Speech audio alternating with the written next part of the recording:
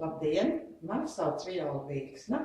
Es strādāju Uzolnieku novada bērndārzā Zīlīte jau ļoti ilgus gadus.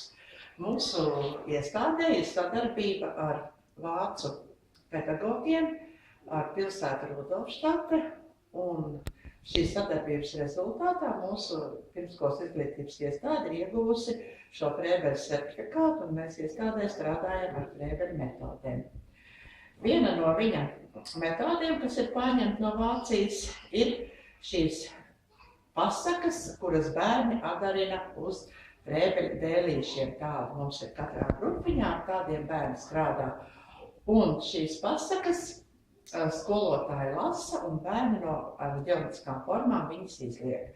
Tā kā mums Latvijā šāda materiāla nav, tad man radās ideja šīs pasakas uzrakstīt.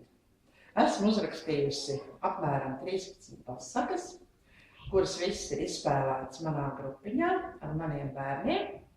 Šīs pasakas tiek pasniegtas arī citiem pedagogiem, kad mēs lasām šos Frēbeļa seminārus, bet viņas ir uz tādām, kā jau rakstīts uz lapām. Tāpēc man radās tāda ideja, ka varētu šo materiālu publicēt.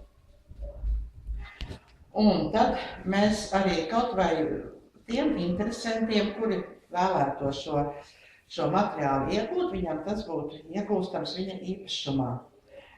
Jo tad, kad mēs iestādē vadam šos Frēbeļa kursus, tad parasti cilvēki vēlās, lai kaut ko paņemt līdzi arī uz mājām, bet tikai noklausīties šeit. Un tādēļ man tāda ideja radās, kad varētu šīs pasakas nopublicēt, sataisīt vienkopus, un tālāk jūs redzēsiet mazliet tādus video, kā bērni darbojās ar šīm pasakām, un kā darbojās arī pedagogi, kuriem mēs lasām šīs Frēbeļa seminārus.